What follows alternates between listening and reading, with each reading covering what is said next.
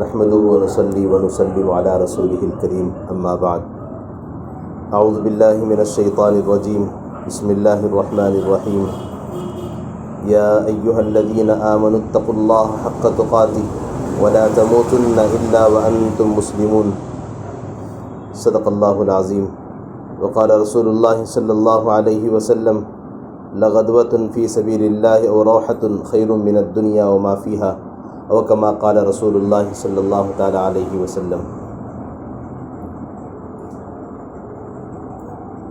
معزز خواتین اور عزیز ماں بہنوں، اللہ کا کرم ہے، اس کا فضل و احسان ہے کہ پروردگار عالم نے ہم سب کو یہاں دین کی بات سننے اور سنانے کے لیے جمع فرمایا۔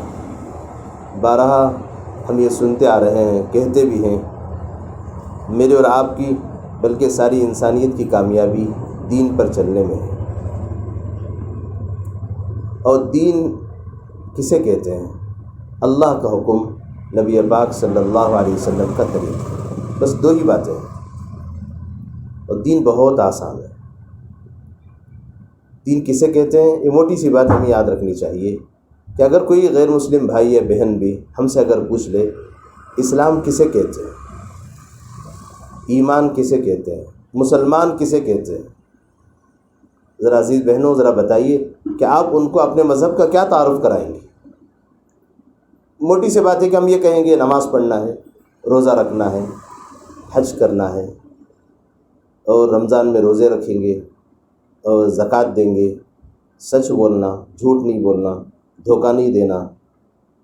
یہ بھی غیر مسلم کو معلوم ہے۔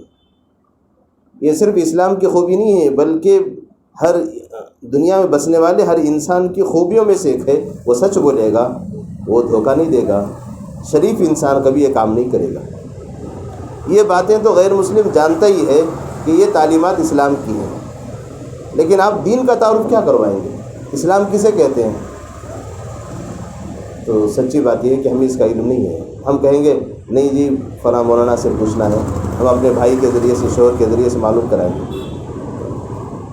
ارے بھائی، مسئلہ اس وقت ہے جب آپ کے سامنے غیر مسلم بہن کھڑی ہوئی ہے، وہ پوچھنا چاہتی ہے کہ اسلام کسے کہتے ہیں، تو آپ کہیں گے نہیں کتاب میں لکھا ہے، فلاں سے پوچھنا ہے۔ اس کا مطلب یہ ہوا کہ غیر کو جتنا اس کا علم نہیں ہے اتنا ہمیں بھی اس کا علم نہیں ہے۔ بڑے افسوس کی بات یہ ہے، واقعی بڑے درد کی بات ہے۔ میں آپ بہنوں سے، ماں بہنوں سے میں یہی عرض کرنا چاہ رہا ہوں کہ آپ ذرا دین کو گہرائی سے جاننے کی کوشش کریں۔ آج اللہ معاف فرمائے، آج مسلمان ہو کر ہم کو خود دین کا عطا پتہ نہیں ہے، ہم اپنے مذہب کا تعارف نہیں کروا سکتے۔ اگر آپ سے کوئی پوچھے، کوئی بڑی ماں کوئی پوچھے کہ بیٹی تیرا نام کیا ہے، تو کس خاندان سے ہے، ذرا بتائیے، کہ آپ اپنے دادا پردادا تک کا شجرہ اور ان کا پورا نسل نہیں گناتے؟ اب آپ کہیں گے کہ میرا نام فلاں ہے، میرے امی کا نام یہ ہے، میرے ابا کا نام یہ ہے، میرے دادا کا نام یہ ہے، میرے نانا کا نام یہ ہے۔ شادی شدہ ہے تو کہیں گے میرے شوہر فلاں خاندان کے ہیں اور میرا بچہ فلاں ہے، میں اس محلے میں رہتی ہوں۔ پتہ نہیں پورا دفتر کھول کے رکھ دیں گے آپ۔ اپنا تعارف تو سب جانتے ہیں، لیکن رب کا اور مذہب کا تعارف ہم نہیں جانتے۔ کتنے افسوس کی بات ہے، یہ بڑے درد کی بات ہے، دل پہ لینے کی بات ہے کہ اگر ہم سے پوچھ لے کوئی غیر مسلم تو ہم اس کو دین کا تعارف نہیں کروا سکتے۔ تو دین نہ جاننے میں، اس میں اور ہمارے میں کوئی زیادہ فرق نہیں ہے۔ بس ہمارا نام عائشہ یا زینب ام کلثوم یا کوئی اچھا نام مسلمانوں کا ہوگا، اس کے علاوہ اور کچھ نہیں ہمارے پاس۔ ہم مسلمان گھرانے کے ماں باپ کی اولاد ہیں، اور میرا شوہر مسلمان ہے یا میرا بھائی بہن مسلمان ہے، بس اتنا تک ہم اسلام پر جانتے ہیں، اس سے زیادہ کا علم ہمارے پاس نہیں ہے۔ یہ جو محفلیں ہیں، یہ جو مجلسیں ہیں، گھر کی تعلیم ہے، دعوت کی محنت ہے، یہ جماعتوں میں آنا اور جانا ہے، اور جماعتوں کی نصرت و حجرت ہے، یہ سب کچھ جو کچھ ہے یہ سب اسی لیے ہے ہم دین کو قریب سے دیکھیں اور دین کو پہچان سکیں۔ جس پاکیزہ مذہب کو اللہ نے مجھے اور آپ کو دیا ہے، وہ مذہب کیا ہے، وہ مذہب کیا سکھاتا ہے، وہ مذہب کی کیا تعلیمات ہیں، اور اس مذہب پر چلنے پر اللہ کیا دیں گے، اور مذہب پر چلتے چلتے زندگی گزار کے ختم کر دیں گے، اس کے بعد اس پر کیا کیا بدلہ ملے گا، اس کا بالکل ہمیں علم نہیں ہے۔ یہی تو مجھے عرض کرنا ہے اس موقع پہ کہ ان مجلسوں کو غنیمت جانیے کہ آپ ایسے جمعے کے دن جو ہماری ہفتہ واری جو تعلیم ہوتی ہے یہاں پر، ایک دن بھی ہمارے یہاں غیر حاضری ایبسنٹ نہیں ہونا چاہیے۔ آپ پابندی سے آئیں، یوں سمجھو کہ آپ کو یہاں سے ایک روحانی طاقت یہاں سے ملتی ہے، ایک آپ کے لیے ایک پاور ہاؤس ہے، یہاں سے آپ کی روح کو تازگی ملتی ہے، ایمان کو طاقت ملتی ہے، آپ کا ایمان یہاں تازہ ہوتا ہے۔ ہفتہ بھر آپ اعمال میں لگتے ہیں اور گھر میں جا کر اپنے شوہر کو، اپنے ابا کو، یا اپنے بھائی کو، اپنے بچوں کو، بچیوں کو، یا گھر کے سارے افراد کو اعمال پہ آپ کھڑا کر سکیں گے۔ اگر آپ ان اجتماعات میں آپ نہیں آئیں گے، آپ کو دین کون بتائے گا، دین کون سکھائے گا؟ آپ اکیلے گھر میں یا تو فون کے حوالے ہوں گے یا تو ٹی وی کے حوالے ہوں گی۔ ہو سکتا ہے کہ آپ کے گھروں میں یہ چیز نہ ہو، لیکن عموماً یہی حال ہے کہ شوہر کام پہ چلا گیا، بچے اسکول کو چلے گئے، اکیلے عورت کیا کرے گی؟ بس اس کے لیے دو ہی کام ہیں، یا تو ٹی وی آن کر کے بیٹھے گی، یا نہیں تو موبائل فون تو سنبھالے ہوئے بیٹھے گی۔ یہ دو کے علاوہ تیسرا کام تو ہے نہیں۔ اگر آپ یہاں ایمانی طاقت لے کے جائیں گے، آپ گھر کی چار دیواری میں رہیں گے، اللہ کا خوف پیدا ہوگا، میرا اللہ مجھے دیکھ رہا ہے، میرے اللہ کی نظریں مجھ پہ ہیں۔ اللہ کرے کہ یہ خوف مجھے اور آپ کو پیدا فرما دے۔ اسی لیے حدیث شریف میں ہے ان تعبد اللہ کأنک تراہ فإن لم تکن تراہ فإنہ یراک۔ اللہ کی عبادت ایسی کرو ایسے لگ رہا ہے جیسے تم خود خدا کو دیکھ رہے ہو۔ اگر اتنا ایمان بنا ہوا نہیں ہے تو اتنا تو سوچو، اس وقت مجھے میرا اللہ دیکھ رہا ہے۔ ان تعبد اللہ کأنک تراہ فإن لم تکن تراہ فإنہ یراک۔ اگر اللہ کو دیکھنے کی طاقت ہماری آنکھوں میں نہیں ہے، یقیناً نہیں ہے، کم سے کم اتنا تو یقین ہمارا بننا چاہیے، میرا اللہ مجھے دیکھ رہا ہے، اس وقت میں اللہ کی نظروں میں ہوں۔ میں گھر کے چار دیواری میں بند دروازے میں کھڑکیاں بند پڑی ہوئی ہیں، بیڈ شیٹ اوڑھ کے لیٹا ہوا ہوں، اس کے باوجود بھی کوئی مجھے دیکھنے والا نہیں ہے۔ نہ امی کی نظریں مجھ پہ ہیں، نہ ابا کی نظریں مجھ پہ ہیں، نہ بھائی کی نظریں مجھ پر ہیں، کسی انسان کی نظر مجھ پہ نہیں ہے، لیکن اللہ تو مجھے دیکھ رہے ہیں۔ اللہ اکبر۔ یہ خوف اگر ہمارے دلوں میں آ گیا، یہ یقین ہمارے دل میں آ گیا، میرا اللہ مجھے دیکھ رہا ہے، تو اس کے بعد سچی بات یہ ہے کہ کوئی اللہ کا بندہ، کوئی اللہ کی بندی کبھی گناہ سوچے گا بھی نہیں ہے۔ گناہ کرنا تو بہت دور کی بات ہے، گناہ سوچنے کا بھی اس کو فرصت نہیں ملتی، گناہ سوچنے کا خیال بھی اس کے دل و دماغ میں نہیں آتا۔ یہ دعوت کی اس محنت سے یہی بات سکھائی جا رہی ہے۔ اسی لیے چلے 4 مہینے عشرہ، سہ روزہ، اور مردوں کے لیے مقامی 5 کام، مستورات کے لیے گھر کی 4 دیواری والے کام، شوہر کی اطاعت، فرما برداری، اور بچوں کی تعلیم و تربیت کی فکریں، ماں باپ کا ادب احترام، پڑوسیوں کے حقوق، آنے والے مہمانوں کے حقوق، یہ سب کیوں سکھائے جا رہے ہیں؟ یہ ساری باتوں کا مقصد یہی ہے کہ بس میں میرے اللہ کا بندہ اور بندی بن کے زندگی گزاروں، میرا اللہ مجھ سے راضی ہو، میں میرے اللہ سے راضی ہوں۔ اور دنیا سے جا رہے ہیں، یہ خوش ہو کے جا رہے ہیں، چلو دنیا سے چھٹکارا مجھے مل گیا، میں ہمیشہ کے لیے ابدالآباد زندگی کے لیے، قیامت تک کے لیے قبر میں راحت سے سوؤں گی۔ اس یقین کے ساتھ میں اور آپ اگر زندگی گزاریں گے، یقیناً اس جینے میں مزہ بھی آتا ہے، ورنہ اس جینے سے تو مر جانا بہتر ہے۔ رات و دن ٹینشن، پریشانیاں، صبح اٹھے تو ایک مصیبت، شام ہوئی تو ایک مصیبت، کبھی شوہر کی طرف سے پریشانیاں، کبھی ساس سسر کی طرف سے مسائل، کبھی بچوں کے مسائل اگر بڑے ہو گئے ہوں، کبھی بچیوں کے مسائل ہیں، کبھی اڑوس پڑوس کے مسائل ہیں، سارے پریشانیوں میں ہمارا پورا معاشرہ الجھا ہوا ہے۔ ان پریشانیوں سے نکلنے کا ایک ہی حل ہے کہ ہم اپنے دل و دماغ میں اللہ کا خوف، اللہ کی یاد کو بٹھائیں، میرا اللہ مجھے دیکھ رہا ہے۔ اسی کے لیے گھر کی تعلیم ہے، اسی لیے قرآن کی تلاوت ہے، اسی لیے صبح شام کی تسبیحات ہیں، اسی لیے 5 فرض نمازیں ہیں، اور ہر نماز سے آگے یا پیچھے سنتیں بھی ہیں، اور اسی لیے تہجد کی نماز بھی ہے۔ اسی لیے آپ کا شوہر کام پہ چلا جائے، ناشتے کے بعد بچے اسکول کو چلے گئے، آپ کے شوہر کام پہ چلے گئے، یا ابا یا بھائی کام پہ چلے گئے، اور آپ کو کرنا کیا ہے؟ آپ کو چاش کی 4 رکعت نماز پڑھنی ہے۔ 4 سے لے کر 12 رکعت تک چاش کی نماز پڑھی جا سکتی ہے۔ اتنی نمازیں پڑھیں، آپ کو پڑھ کے دعا مانگیے، اللہ میرا شوہر یا میرے ابا یا میرا بھائی، میرا بیٹا کام پہ گیا ہوا ہے، یا اللہ ان کو تو سلامتی کے ساتھ واپس لوٹا دے، وہ میرا سہاگ ہے، یا میرا باپ میرا سہارا ہے، یا میرا بیٹا یہ میرا سرمایہ ہے، میرا کیپٹل ہے، یا اللہ یہ میرے بڑھاپے کا سہارا ہے، یہ میرا بھائی میرے لیے آسرا ہے، یا اللہ یہ کمانے کے لیے گئے ہوئے ہیں، یا اللہ ان کو تو عافیت کے ساتھ واپس لوٹا دے، جیسے گئے ہیں تندرست صحیح عافیت کے ساتھ واپس آ جائیں، اور واپس گھر کو تشریف لائیں۔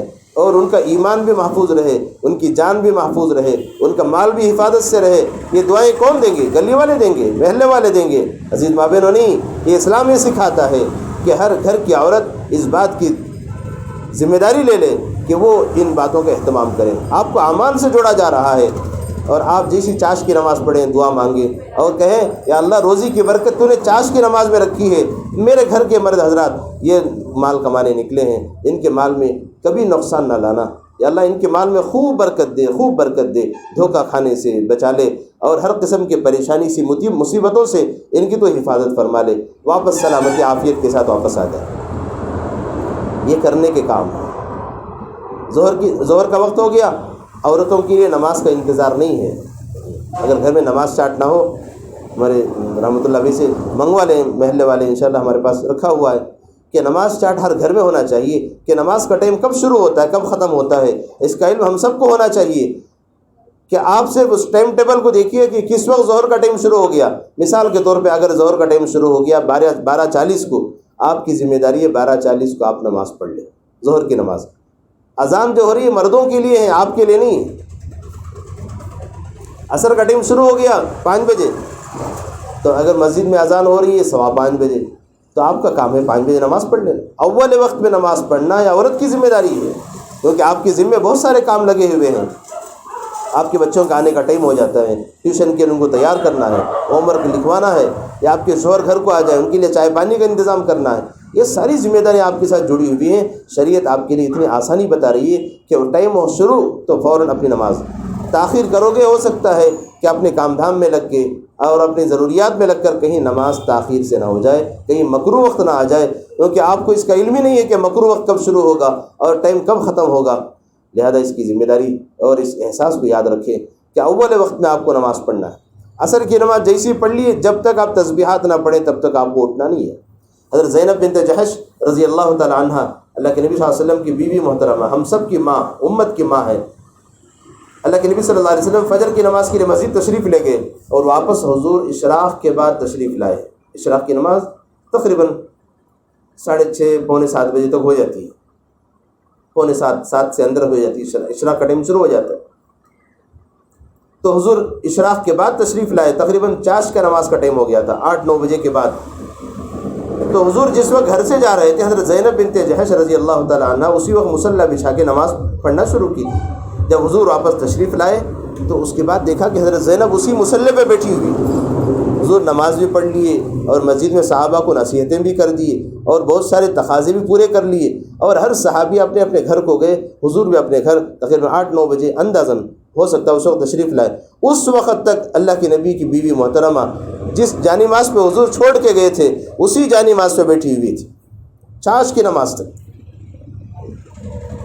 تو حضور کی گھر والیاں یقیناً جنتی ہیں، وہ نبی کی بیوی ہیں اور ساری امت کی مائیں ہیں، وہ یقیناً جنتی ہیں، 100% جنتی ہیں، جنت کے اعلیٰ درجے پہ وہ رہیں گی، لیکن اس کے باوجود وہ اعمال کے کتنے پابند ہیں۔ اللہ اکبر! فجر کی نماز سے لے کر 9 بجے تک اس ایک ہی جگہ بیٹھی ہوئے اعمال کر رہی ہیں، نماز پڑھ لی، تسبیحات پڑھ لی، یاسین پڑھ لی ہو سکتا ہے، اور اشراق بھی پڑھ لی، اور اس کے بعد کی تسبیحات بھی کر رہے ہیں، اور اس کے بعد چاش کی نماز بھی پڑھ لی۔ یہ ہمارے لیے نمونہ ہیں، اللہ کے نبی کی بیویاں اور اللہ کے نبی کی بیٹی ہمارے لیے ماڈل ہیں۔ حضرت فاطمہ الزہرا رضی اللہ تعالیٰ عنہ اور حضرت عائشہ رضی اللہ تعالیٰ عنہ اور ازواج مطہرات حضرت ام سلمہ رضی اللہ تعالیٰ عنہ، حضرت زینب بنت جحش رضی اللہ تعالیٰ عنہ، یہ سب ازواج مطہرات، کیونکہ ہمارے پاس اسلامی جنرل نالج ہمارے پاس نہیں ہے، اسلامی معلومات کو ہم جانتے ہی نہیں ہیں۔ اگر ہمارے بچے اور بچیوں کو پوچھا جائے گاندھی جی کب پیدا ہوئے کب مرے، ہو سکتا ہے کہ وہ کیا کیا پڑھے ہیں، کہاں کہاں گئے ہیں، پوری زندگی کی ہسٹری ان کی بتا دیں، لیکن ہمارے نبی کا نام تک کا ان کو پتہ نہیں ہے، ہمارے نبی کہاں پیدا ہوئے، کب پیدا ہوئے اور کس گھرانے میں پیدا ہوئے، امی کا نام کیا، ابا کا نام کیا، دادا کا نام کیا، نانی کا نام کیا، دادا کا، یہ اس کا کچھ بھی پتہ نہیں ہے۔ اگر پتہ ہے تو ضرورت کے درجے کی دوسری چیزیں وہ بھی ہونا چاہیے، اس کا انکار نہیں ہے، لیکن اب جس مذہب سے جڑے ہوئے ہیں اس مذہب کی کچھ بھی ہمیں معلومات نہیں ہے۔ مردوں کے لیے تو چلو اللہ کے نبی صلی اللہ علیہ وسلم کی ذات مبارک ہے، عورتوں کے لیے حضور کی بیویاں یہ نمونہ ہیں۔ ہماری ماں بہنوں سے میری گزارش ہے کہ آپ ایسی کتابوں کا مطالعہ کریں، ایسی کتابوں کو پڑھیں۔ آج کل کتابیں انگریزی میں، تیلگو میں ملتی ہیں، ان کو پڑھ کے دیکھیں کہ حضور کے گھرانے کے کیا احوال تھے، حضور کی بیویاں کیسی تھی، ان کی زندگی گزارنے کا سلیقہ کیسے تھا، ان کے گھروں کی سادگی کیسی تھی، ان کے گھر کتنے سادہ سیدھا رہتے تھے، اور وہ کتنا سخی دل تھے اور کتنے دل والیاں وہ تھی۔ حضرت عائشہ صدیقہ رضی اللہ تعالیٰ عنہ کے پاس ایک دفعہ امیر معاویہ رضی اللہ عنہ نے ایک تحفہ بھیجا، ہدیہ بھیجا، تقریباً 1,00,000 درہم سونے کے سکے، وہ زمانے کے 1,00,000۔ جیسے گھر کو آئے کہا کہ امیر المؤمنین کی طرف سے آپ کے لیے ہدیہ ہے۔ امیر معاویہ رضی اللہ عنہ یہ حضرت ام سلمہ رضی اللہ تعالی عنہ کے بھائی تھے، اللہ کے نبی صلی اللہ علیہ وسلم کے سالے تھے۔ 1,00,000 درہم تھیلا بھر کے آئے ہیں۔ حضرت عائشہ رضی اللہ تعالیٰ عنہ نے اس تھیلے کو دیکھا اور اپنے غلام اور باندی سے کہا جاؤ فلاں فلاں فلاں غریب کے گھر کو پہنچا کے آ جائے۔ 1,00,000 درہم، صبح آئے مغرب ہونے سے پہلے سب ختم۔ باندی نے کہا امی جان افطاری کے لیے کوئی سامان بھی خرید لیتے تو اچھا تھا، گھر میں افطاری کے لیے سامان نہیں ہے۔ تو ام عائشہ کیا کہہ رہی ہیں کہ ارے دیوانی پہلے کیوں نہیں کہا تو نے؟ اگر پہلے کہتی تو درہم میں ہم منگوا لیتے کچھ۔ یعنی ان کو اپنے گھر کے راشن تک کا پتہ نہیں ہے، ان کو اگر پتہ ہے محلے کے غریبوں کا پتہ ہے، محلے کے محتاجوں کا پتہ ہے۔ یہ سیکھنے کی ضرورت ہے عزیز ماں بہنوں، کہ کبھی ہم نے دیکھا ہمارے اڑوس پڑوس میں کون ایسا غریب ہے جو بھوکا پیاسا مر رہا ہو، کون محتاج ہے، اور کس کے گھر میں بچی کی شادی ہونے والی ہے، اور کس کے گھر میں کیا مسائل ہیں، کس کے گھر میں جنازہ اٹھ رہا ہے، کون بیمار ہے، کون پریشان حال ہے، کبھی اس کی خبر بھی ہم نے کی ہے؟ اللہ معاف فرمائے۔ ہم تو اپنے معاملات میں مست ہیں، میرا شوہر، میرے ابا، میرا بھائی کما رہا ہے اور ان کی کمائی پہ ہم راج کر رہے ہیں۔ برا نہ ماننا، یہ کیونکہ ضرورت کی بات سے میں اس لیے عرض کر رہا ہوں، ان کی دولت سے ہم لٹا رہے ہیں، اس کا بھی تو اللہ کے پاس جواب دینا۔ کہاں کمایا، کیسے کمایا، کہاں خرچ کیا؟ کیا میری ناراضگی میں خرچ کیا، میرے راضی رہنے کی جگہ میں خرچ کیا، اور میری فرما برداری میں خرچ کیا، میری نافرمانی کی جگہ پہ خرچ کیا؟ ان سب کا سوال ہوگا۔ یہ ہمارے لیے نمونہ ہیں ازواج مطہرات۔ زینب رضی اللہ تعالیٰ عنہ اتنے سخی تھی، ان کو تو بڑا لقب مل گیا تھا، بڑی عزت ان کی تھی، اور حضور کے پورے گھروں کا حال یہ تھا صبح اگر پیٹ بھر کے کھا لیں شام کو شاید کھانے کے لیے کھانا نہ ہوتا۔ حضور کے گھر میں راشن آتا تھا لیکن ٹہرتا نہیں تھا، حضور کے گھر کو آتا تھا راشن، لیکن اتنا صحابیات اور ازواج اتنے سخی تھے، اتنا دیتے تھے کہ گھر میں کچھ نہیں رکھتے تھے۔ ایک صحابی آئے کہا کہ حضور مجھے اونٹ چاہیے، حضور نے فرمایا جاؤ وہاں 100 اونٹ ہے رکھیں لے جاؤ۔ اللہ اکبر، حضور سے بڑا دل والا کوئی نہیں ہے۔ مانگا ایک ہے، حضور 100 اونٹ دے رہے ہیں، ایک اونٹ کی قیمت اندازہ لگائی کہ تقریباً 1,00,000 1.5 لاکھ سے زائد ہے۔ اس نے ایک پوچھا تو حضور اتنا دے رہے ہیں۔ فضائل صدقات میں آپ نے واقعہ پڑھا ہوگا، حضرت حسن اور حضرت حسین، حضرت جعفر رضی اللہ تعالی عنہم کا، یہ تینوں بھائی تھے، حضرت علی کے 2 بیٹے اور حضرت جعفر طیار کے بیٹے۔ یہ تینوں بھائی ایک کہیں جا رہے تھے، جاتے جاتے بھوک لگی، ایک بڑھیا کے گھر میں گئے اور اس سے کہا کہ اماں جان بھوک لگ رہی ہے، اور اس نے دودھ نتھار کے دودھ دیا، یہ پی لیے، اور کہا کہ اماں کبھی مدینے میں آنا ہو تو ہمارے گھر کے پاس آتے جانا۔ ایک دفعہ اتفاق یہ ہوا وہاں فاقے تنگ دستی آ گئی، وہ بڑھیا مدینے میں کمائی کے لیے آ گئی۔ اس زمانے میں کمائی کا ایک راستہ یہ تھا بکریوں کی مینگنیاں چن کر اسے بیچنا، جیسے آج کل عملی کے چنچے بیچتے ہیں یا ایسے جیسے بھی چیزیں چھوٹی چھوٹی بیچتے ہیں، ایسے اس زمانے کا وہ بھی ایک طریقہ تھا۔ وہ بڑھیا چنتے وہاں سے گزر رہی تھی، اتفاق سے حضرت حسن رضی اللہ عنہ کی نظر اس پہ بڑھیا پہ پڑ گئی، اور فوراً گئے، کہا کہ اماں جان تم نے ہمیں پہچانا؟ ہم وہ دودھ والے بھائی ہیں، ہم آئے تھے تمہارے گھر، تم نے ہم کو دودھ پلایا تھا۔ بڑھیا نے کہا ہاں بیٹے میں نے پہچان لیا۔ کہا کہ اماں جان کیسے آنا ہوا مدینے کو؟ کہا کہ بیٹے تنگ حالی آ گئی، کھیتیاں سوکھ گئے، بکریاں بک گئی، اور گھر میں فاقے چل رہے، تنگی چل رہی تھی، کھانے کے لیے ہم ترس گئے تھے، ہم مدینہ اس لیے آگے، چلو کوئی کچھ کمائی کے لیے ہمیں دے دے تو ہم یہاں 2-4 روپے کما کے اپنا پیٹ تو بھر لے کم سے۔ جیسے یہ سننا تھا حضرت حسن کی آنکھوں سے آنسو آ گئے، نواس رسول ہیں، امت کی امانت ہے، کیوں آنسو نہیں آئیں گے، آنکھوں سے آنسو، پانی نہیں آئے گا؟ کہا کہ اماں جان تمہارا ہم پہ بہت بڑا احسان ہے، لہذا آئیے میرے پاس۔ سیدھا گھر لے گئے، اپنے غلام سے کہا کہ بھائی دیکھو کہ وہاں 1000 بکریاں بندھی ہوئی ہیں، یہ ہماری اماں جان کو 1000 بکریاں دے دو۔ اللہ اکبر، کیا دل تھا ان لوگوں کا! 5 روپے دیتے دیتے ہمارا دل باہر نکل جاتا ہے۔ 1000 بکریاں، اس کے بعد 1000 اشرفیاں، سونے کے سکے، وہ زمانے کے پیسے، جیسے 5 روپے کا بلہ ہے، 10 روپے کا بلہ ہے، ویسے وہ زمانے کے تھیلا بھر کے 1000 اشرفیاں دی، اور کہا کہ امی جان معاف کرنا، اس سے زیادہ ہمارے پاس نہیں ہے۔ اللہ، اس وقت کہا کہ میرا بھائی اس جگہ قریب رہتا ہے، اس کے پاس جاؤ۔ ان کے چھوٹے بھائی حضرت حسین تھے، وہاں گئے، وہاں بھیجا غلام کے ذریعے سے، 1000 بکریاں ساتھ میں ہیں، اور ادھر آگے کہا کہ میرے بھیا نے کیا دیا؟ کہا کہ 1000 بکریاں دی اور 1000 اشرفیاں دی۔ اچھا، غلام کو بلایا اور کہا کہ دیکھو کہ میرے وہاں باغیچے میں 2000 بکریاں ہیں، 2000 بکریاں اس اماں جان کو دے دو، اور 2000 اشرفیاں دی، اور معافی مانگ رہے ہیں کہ اماں جان میرے پاس اتنا ہی ہے، اس وقت اور زیادہ ہوتا تو دیتا تھا، معاف کر دو۔ 3000 بکریاں، 3000 اشرفیاں، اور آگے اس چھوٹے بھائی نے کہا امی جان کہ میرا اور ایک بھائی ہے وہاں جعفر، اس کے پاس چلی جاؤ۔ وہاں پہنچے، غلام ان کے ساتھ بکریاں چرانے والے سب ساتھ میں تھے، اور وہاں پہنچے تو کہا کہ میرے 2 بھائیوں نے کیا دیا؟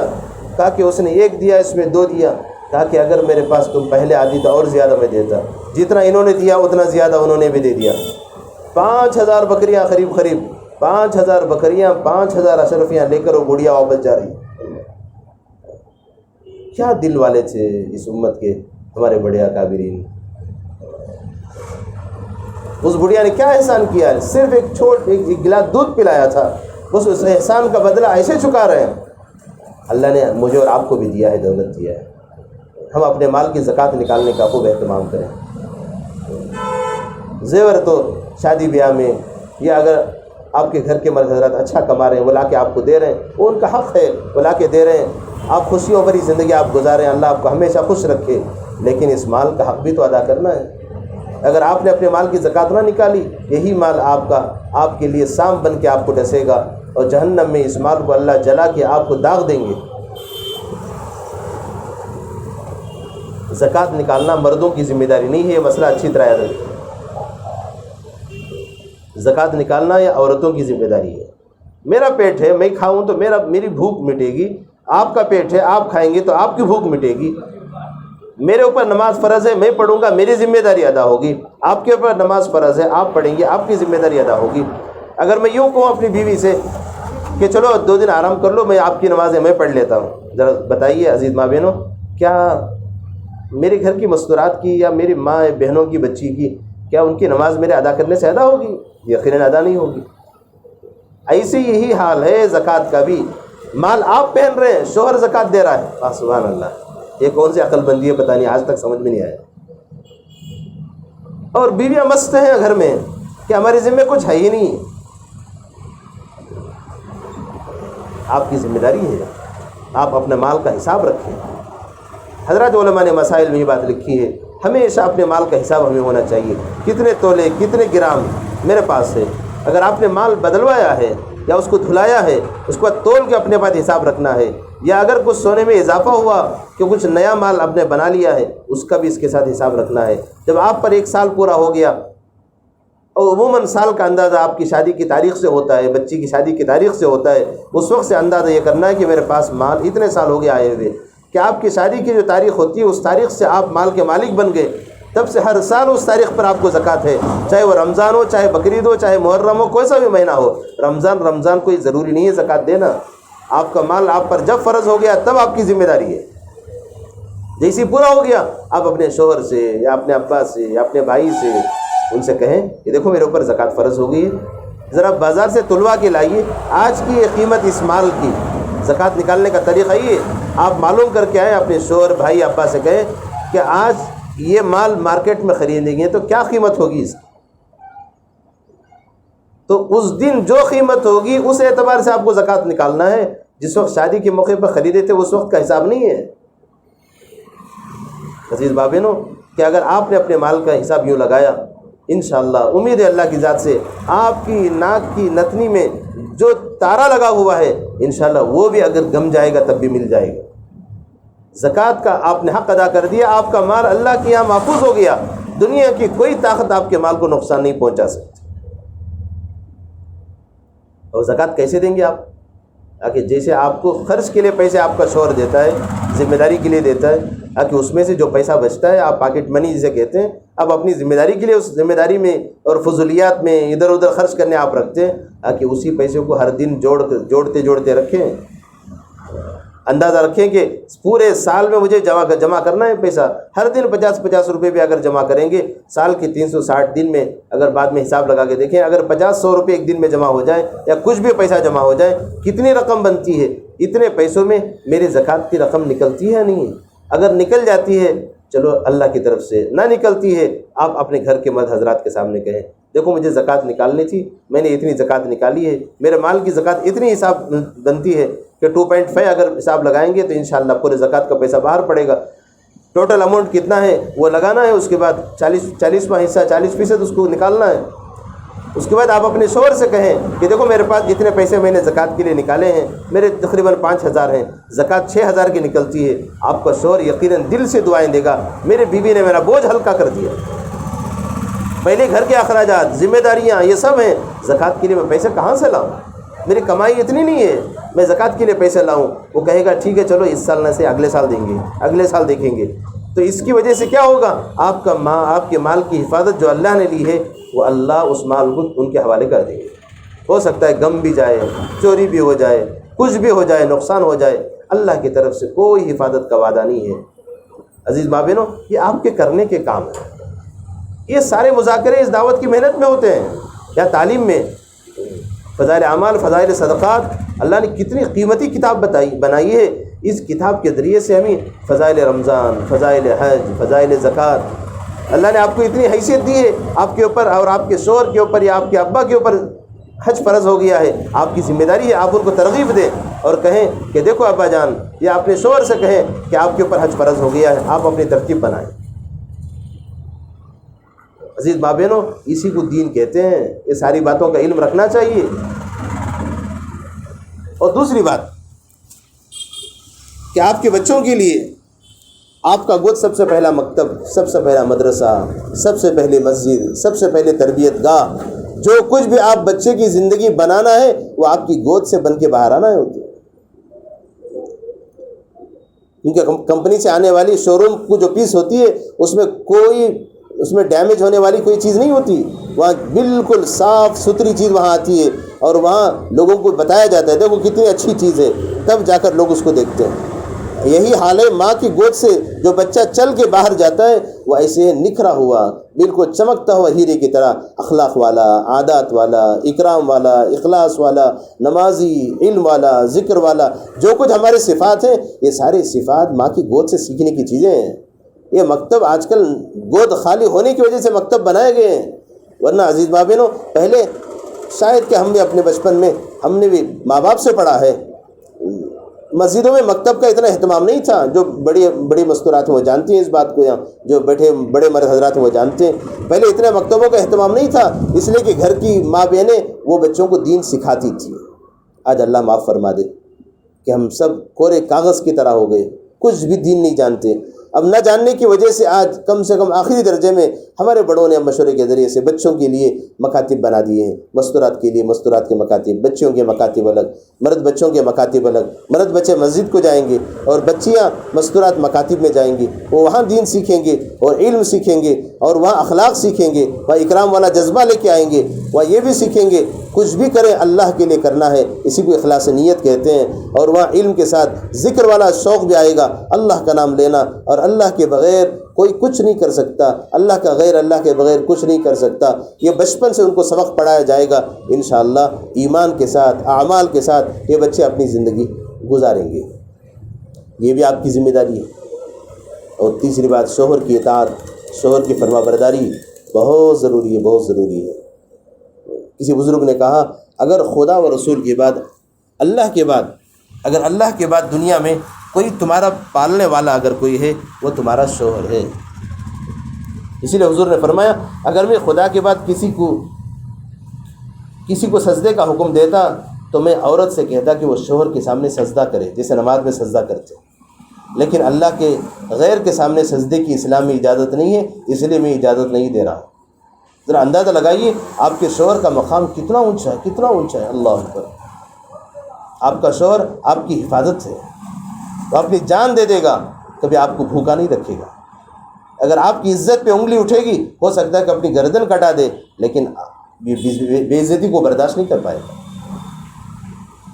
چاہے جان دے دے چاہے جان لے لے، وہاں تک بھی مسئلہ کھڑا ہو جائے، عورت کی بے عزتی کو مرد برداشت نہیں کرتا۔ یہ شوہر تمہاری ایمان کی حفاظت، اعمال کی حفاظت، تمہاری عزت کی حفاظت، تمہارے مال کی حفاظت، تمہارے آبرو کی حفاظت، ہر چیز کی حفاظت کا ذمہ داری شوہر آپ کے لیے کتنی محنتیں کر رہا ہے، نہ دھوپ نہ گرمی نہ بارش نہ سردی نہ دن نہ رات نہ جوانی نہ بڑھاپا، اللہ اکبر۔ کیا محنتیں شوہروں کی، مردوں کی کتنی محنتیں ہیں۔ ان محنتوں کا صلہ کیا ہونا چاہیے؟ کیا ان کو گلے شکوے کرنا ہے؟ کیا کما گول ہے جی، کیا تش کیا ایسے گھر میں کیا رکھیں سو بھاڑے کے گھر میں کیا، کب تک کر کو اسے جینا، اللہ۔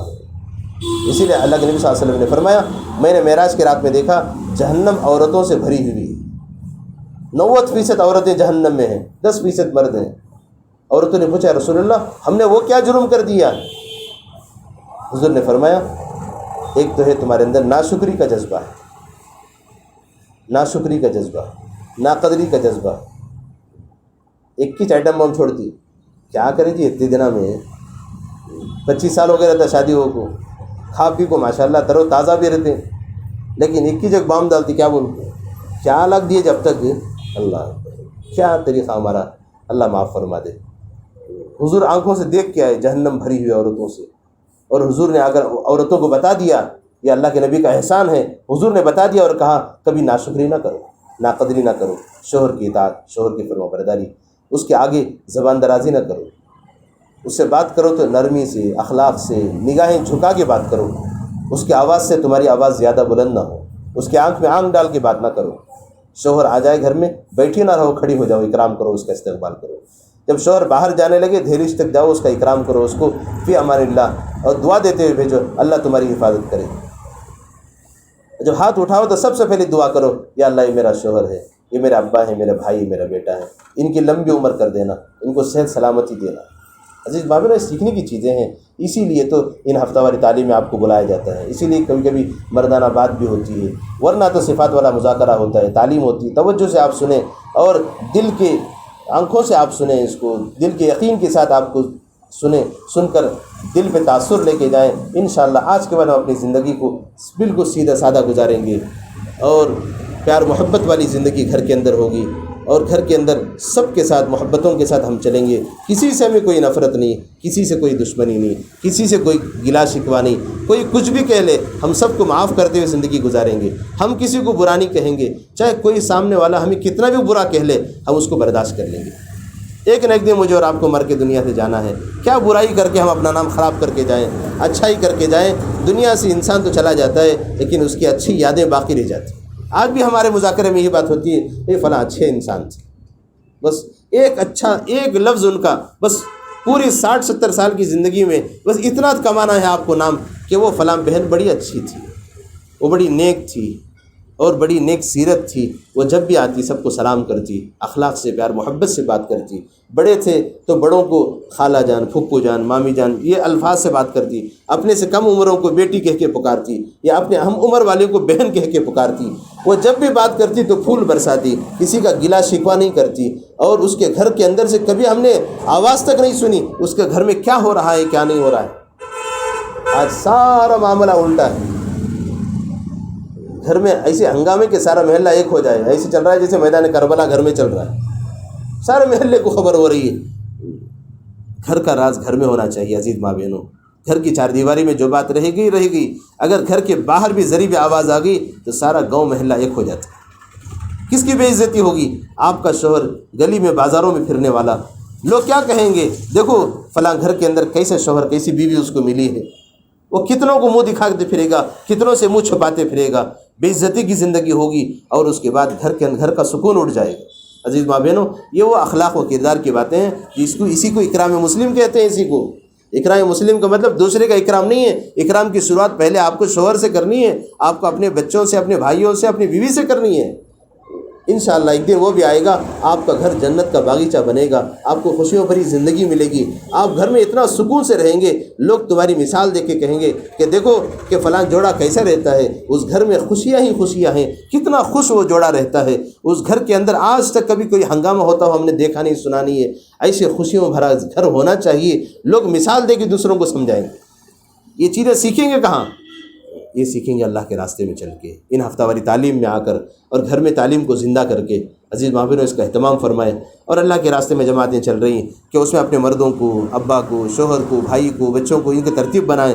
جب ان کا چلہ 4 مہینہ ہو جائے اور آپ کی اپنی ترتیب سے رضا کی بنائیں، اور اس میں اہتمام کے ساتھ جائیں اور دین سیکھ کے آئیں، اور ایک جذبہ ہو امت کی بے دینی پر رونے والا آج کوئی نہیں ہے، آپ اللہ کے لیے اللہ کے سامنے روئیں، تسبیحات کا ذکر کا اہتمام فرمائیں۔ صبح شام کی 3 تسبیحات، یہ ہمارا جسم کا جیسے صبح کا ناشتہ ہے، یہ ایسے ہماری روح کا ناشتہ ہے۔ تسبیحات کبھی نہ چھوڑیں، قرآن پڑھنا آتا ہے، سورہ یاسین کی تلاوت ہر دن کریں، اور کرنے کے بعد اپنے بچوں کو دم کریں، اور پانی پہ دم کر کے بچوں کو پلائیں۔ جو پانی آپ اسکول کو بچوں کو دے کے بھیج رہے ہیں، اس پانی میں دم کر کے بھیجیں، کہیں ہمارے بچوں پہ بری نظر نہ لگ جائے۔ وہ ٹپکا لگانا، کاجل لگانا، یہ ہمارا کوئی طریقہ نہیں ہے، بلکہ ان کو سورہ فاتحہ پڑھ کے دم کر کے بھیجیں۔ انشاءاللہ دنیا کی کوئی بری نظر، کوئی جادو، کوئی سحر بھی بچوں پہ اثر نہیں کرتا۔ اللہ مجھے اور آپ کو عمل کی توفیق عطا فرما دے۔ اور ہفتہ واری تعلیم میں آپ اکیلے نہیں آنا ہے، آپ کو اپنی گلی میں پڑوسیوں کو، رشتہ داروں کو، سب کو لے کے آنا ہے۔ انشاءاللہ آپ آئیں گے، اچھی باتیں سنیں گے، اچھے جذبے لے کے جائیں گے، اچھے ارادے لے کے جائیں گے، زندگی بدلنے کا ایک شوق و ذوق پیدا ہوگا۔ اللہ تعالیٰ مجھے اور آپ کو عمل کی توفیق عطا فرما دے۔